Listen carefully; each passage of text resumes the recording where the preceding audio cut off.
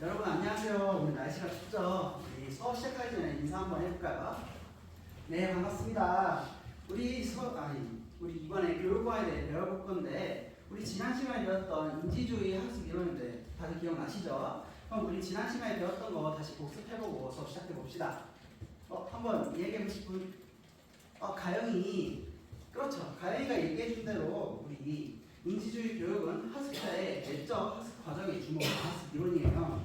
행동주의에서는 외부에서 주는 자극과 학습자의 반응에 주목하였기 때문에 그 사람마다 같은 자극을 주었지만 사람마다 서로 나타내는 반응이 다른 이 원인을 알 수가 없었어요. 그런데 이 원인을 인지주의에서는 학습자의 특성으로 보고 학습자의 내적 학습 과정에 주목하는 거예요. 그런데 이제 사람마다 다 달라 보이는 이 내적 특성에도 공통적인 특성이 있다고 말해요. 이 이론이 뭐다? 정보 처리 이론이죠.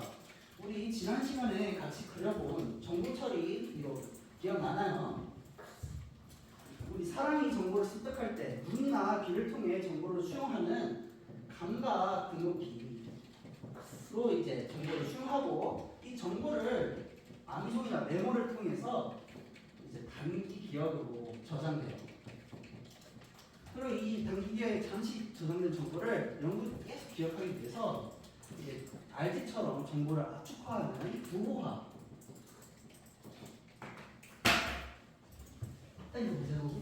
부호화 과정을 통해서 장기 기억 장치에 들어가요. 이제 장기 기억 장치에 들어가면 이제 영구적으로 기억된다고 했었죠. 그런데 다들 시험 다 보고 공부했던 내용들이 다 머릿속에 남아있던가요?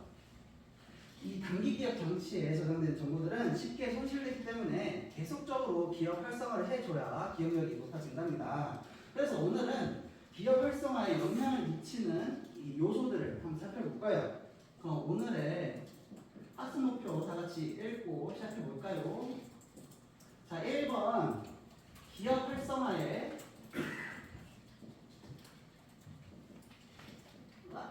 영향을 미치는 요소들의 예를 들 수 있다.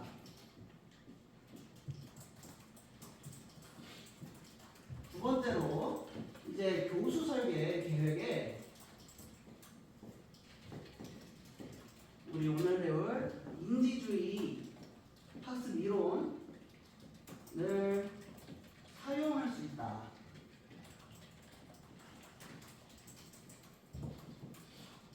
우리 인지주의 교육에선 내적 사고의 변화와 학습 과정을 중요시한다고 했었죠.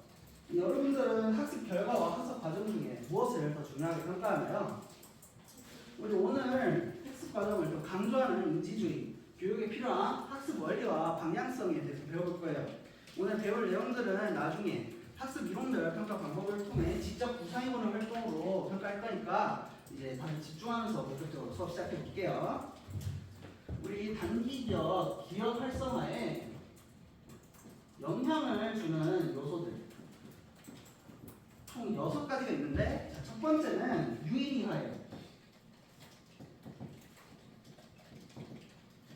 유의미화는 정보가 유의미할수록 기억하기가 더 쉽다는 의미인데 이는 학습자가 가진 경험이랑 학습 내용이 연결되었을 때 이제 효과적인 학습을 사용할 수 있다고 말하는 거예요. 만약에 제가 여러분들한테 압착 가공에 대해서 설명을 하고 싶은데 말로만 설명하거나 이제 처음 보는 기계 사진을 제시하려고 해요. 그러면 여러분들은 저에게 이제 그렇구나 하고 이해한 척을 하겠죠. 하지만 예시로 참기름이나 콤프로스트 들어보셨죠? 그거를 예시로 든다면 이제 바로 어떤 내용인지 머릿속에서 딱 떠오르게 될 거예요. 이런 식으로 학습자가 가진 경험이나 이제 선호 양식들을 고려해 학습 내용을 꾸린다면 더 학습자가 기억하기가 쉬워진답니다. 그리고 두 번째, 우리 순서적 위치가 중요해요. 순서적 위치는 말 그대로 놓여진 위치에 따라 더 잘 기억되는 부분이 있다는 뜻인데 그 부분은 다른 정보 때문에 간섭을 좀 덜 받는 처음과 이제 끝 부분을 해당해요. 이제 글을 쓸 때 양괄적 문단이고 처음과 끝에 중심 문장을 두어서 핵심 내용을 반복해서 말하면 더 기억되기가 쉬워서 효과적이에요. 연습이에요. 연습. 우리 당연히 반복해서 여러 번 말할수록 더 잘 기억되겠죠. 그런데 이런 연습에도 밀집된 연습이랑 그 분산된 연습 두 가지 유형이 있어요. 이 밀집된 연습은 지속해서 계속 공부하는 그런 연습이고, 분산된 연습은 이제 여러 차례 나눠서 분산해서 하는 연습인데, 이제 실험에 의하면 분산된 연습이 이제 반복 학습 효과를 나타내고 더 많은 상황과 연결할 수 있기 때문에 더 효과적이라고 말하고 있어요. 그런데 분산된 연습이 이게 뭘까요? 다들 공부하실 때 다들 강의 내용을 복습하거나 주요 용어를 다시 외우고 또 글도 다시 한번 읽어볼 건데, 이런 학습 활동들을 쉬지 않고 한 번에 하는 게 아니라 여러 차례 이렇게 나눠서 하는 분산된 연습을 말해요. 선생님은 평소에 밀집된 연습으로 공부하고 있는 것 같은데, 이 내용은 공부할 때 도움이 되겠죠. 네 번째는 정보의 조직이에요. 우리 정보의 조직은 우리의 뇌가 받아들이는 정보를 구조화하고 이제 정리하는 과정을 의미해요. 우리는 외부 세계로부터 수많은 자극, 내용들, 정보들을 받고 이런 자극들을 받아들이고 해석하는 과정에서 우리의 뇌는 이 정보를 조직화하고 의미 있는 패턴이나 카테고리로 구분해 준다고 해요. 크게 두 가지 방식으로 이루어지는데, 하나는 유사한 특징을 가진 이 정보들을 한데 묶어서 그룹화 하는 거예요. 이를 통해 우리는 비슷한 것을 더 쉽게 인식하고 기억할 수가 있어요. 예를 들면 우리가 이제 서로 얼굴을 보고 사람들을 구분할 수 있는 이 능력이 이 그룹화 원리를 사용한 것이에요. 또 다른 방식으로는 정보를 계층적으로 구조화하는 방식이 있어요. 이는 정보를 더 작게 분해하고 계층적으로 조합하여 의미 있는 패턴으로 만드는 거예요. 예를 들면 우리가 동물이라는 개념을 이해할 때 이 동물을 포유류, 조류, 양서류 등으로 나눌 수가 있고, 이 포유류에는 또 사자나 고릴라, 조류에는 독수리나 참새처럼 더 작게 나눌 수가 있어요. 그리고 이것들을 다시 조합하게 되면 전체 개념, 이 동물이라는 개념을 더 쉽게 이해하고 기억할 수도 있는 거예요. 이러한 정보의 조직 원리는 우리가 새로운 정보를 받아들일 때 기존의 지식과 연결하여 이해하고 기억하는 데 도움이 됩니다. 그러니까 학습을 위해 이러한 원리를 고려하여 정보를 구조화하고 조직하는 게 중요하겠죠. 다음으로 다섯 번째는 전이와 간섭이에요. 전이는 이전에 학습한 지식이 새로운 학습에 영향을 주는 현상이에요. 즉, 이전에 학습한 지식이 새로운 학습을 돕거나 방해할 수 있다는 뜻이죠. 이를 우리 정적 전이랑 부정적 전이로 나눌 수 있어요. 정적 전이는 이전에 학습한 내용이 새로운 학습 내용에 이제 도움이 되는 경우를 말해요. 예를 들면 학습자가 체스를 잘 두는 경우, 이제 그 학생은 체스에서의 전략적 사고나 패턴 인식 능력을 또 다른 게임에서도, 보드 게임에서도 이제 사용할 수가 있는 거예요. 이런 식으로 이전에 습득한 지식이 새로운 학습을 촉진시켜서 더 빠르고 효과적인 학습을 할 수 있는 게 정적 전이에요. 반대로 이 부정적 전이는 이전에 학습한 내용이 새로운 학습을 방해하는 경우를 말해요. 예를 들면 어떤 사람이 이제 자전거를 배우고 오토바이를 배우려고 해요. 근데 자전거에서 익힌 균형 감각이 오토바이를 배우려고 할 때 이게 방해가 될 수 있는 거죠. 이런 식으로 이전에 습득한 지식이 새로운 학습을 방해하여 성과를 저하시키는 경우가 있답니다. 또 예전에 배웠던 학습 내용이 새로운 학습 내용의 정보 처리나 기억에 이제 영향을 주는 간섭이 있어요. 예를 들면 이게 또 학습자 학습한 잘못된 개념, 예전에 잘못된 학습 개념이 이번에 새로 배운 학습 개념을 방해한다거나, 아니면 또 예전에 기억한 정보랑 이번에 새로운 정보를 배웠는데 이게 서로 혼동되어서 기억에 간섭하는 경우가 있어요. 이렇게 기억에 부정적인 영향을 주는 부정적 전이랑 간섭, 이것들을 최소화하기 위해서는 우리 아까 말했던 분산된 연습을 사용해야 되고 단순 암기를 피해야 합니다.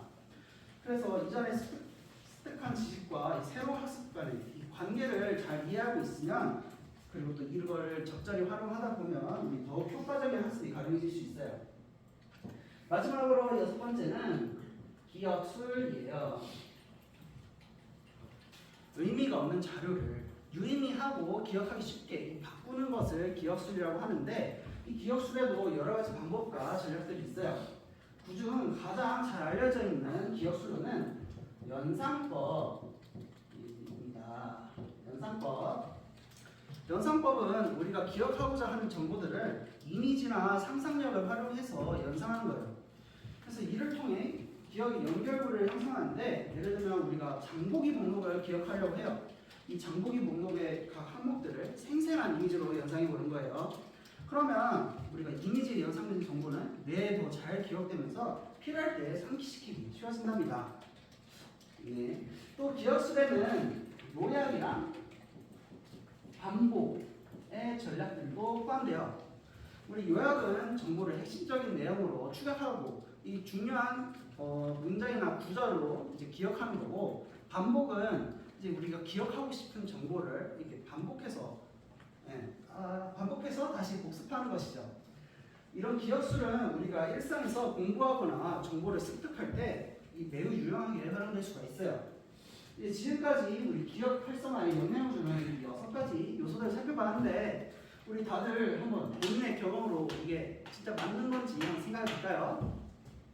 물론 학습자가 가진 고유의 특성 때문에 조금 다를 수가 있어요. 그래도 인지주의 학습 이론에서는 이런 학습자들의 공통 특성과 학습자들의 개개인의 내적 특성을 이렇게 잘 파악하고 있다면 효과적인 학습을 제공할 수 있다라고 말해요. 그러나 이번에는 인지주의 학습이 교수 설계에 주는 시사점에 대해 살펴볼게요. 우리 첫 번째, 학습자에 의한 목표 설정이 있어요. 학습자에 의한 목표 설정.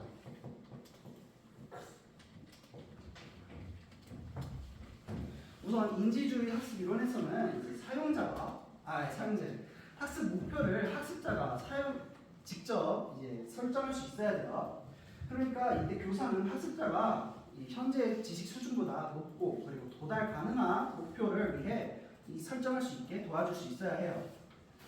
두 번째로, 학습자의 내재적 동기 유발에 힘을 기울일 필요가 있어요.